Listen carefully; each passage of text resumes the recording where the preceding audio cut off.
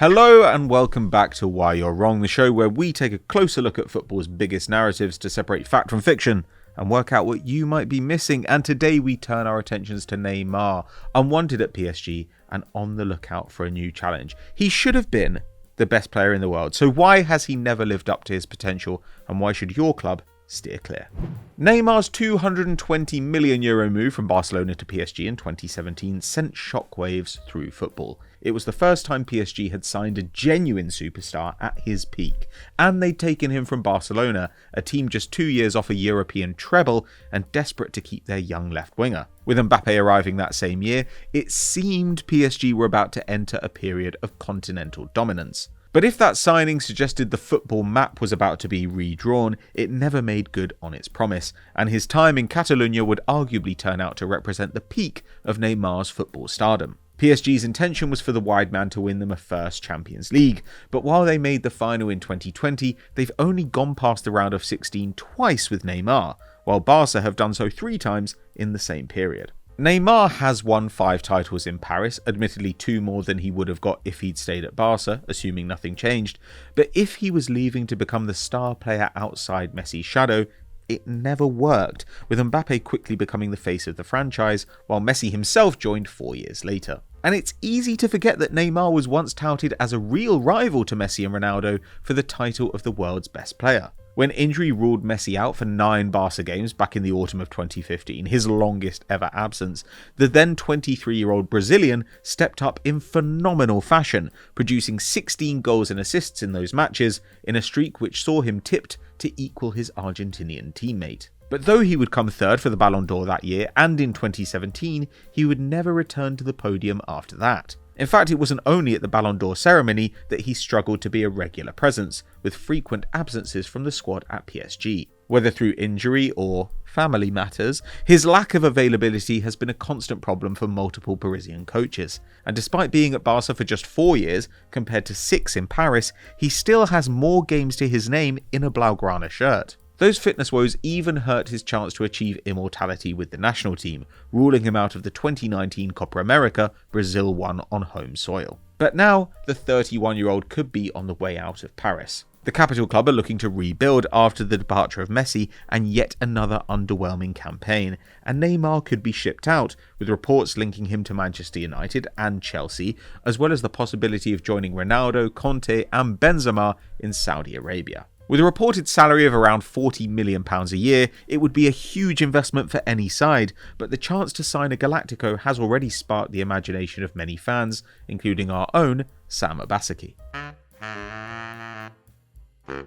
And you can certainly understand the temptation for someone like Todd Boehly to imagine that he can relight the fire in Neymar, which occasionally still appears in him on the international stage. But is it really a good idea? Well, it's absolutely undeniable that in the rare glimpses we get, a fully fit Neymar is still among the world's best attackers. In 123 league matches for Barca, he produced 103 goals and assists, while for PSG he's bagged 130 contributions in 112 games. Last term, despite missing 18 of PSG's 38 league fixtures, he was one of only 8 players in Europe's top 5 leagues to make double figures for goals and assists, producing a goal involvement every 65 minutes to Messi's 89, putting him only fractionally behind Erling Haaland's 63 minutes. According to stats website FBref, Neymar ranked in the top 1% of players for expected goals and assists, free kicks won, and passes into the final third, the top 2% for progressive passes, and the top 3% for carries.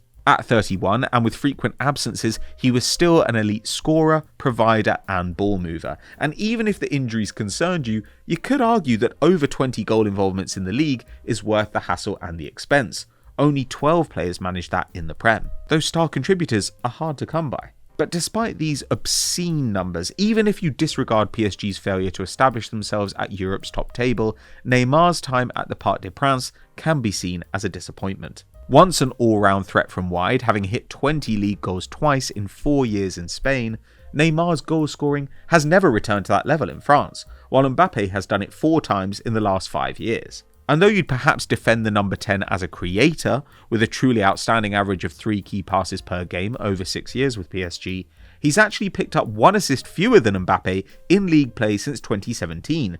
Perhaps justifying why, after winning the Player of the Season award in his maiden campaign, Neymar has watched Mbappe lift everyone since. And more importantly, there's a huge question mark around the Brazilian's contribution off the ball. Across his time at PSG, he's scored or assisted at almost the same rate that he's made tackles or interceptions, with 130 goal contributions and just 133 defensive actions. Maybe that's to be expected when you're playing for a team which has over 60% of possession every year, but even within PSG's pampered squad, he stands out.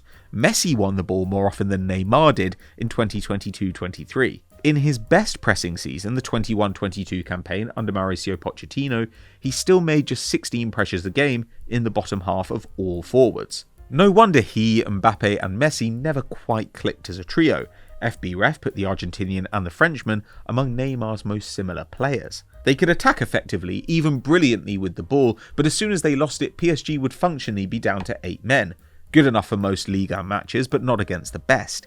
Each wanted to do everything, each was a star a team could be built around.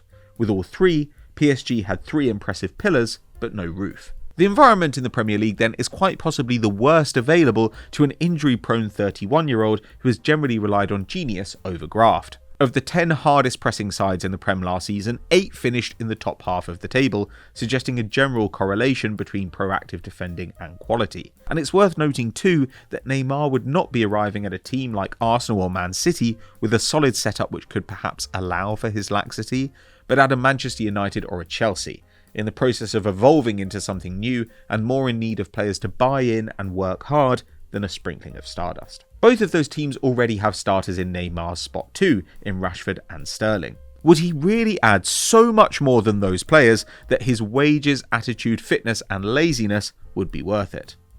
I don't think the numbers add up, and for a better team, he's a disruption. It's hard to see a home for him among the best clubs in the world. It doesn't matter that Neymar was blessed with talent to rival anyone we've seen in the modern era, he's no longer young enough or reliable enough to justify the special place he demands in a team or in the wage structure. Unfortunately, we may never see the player he once looked destined to become.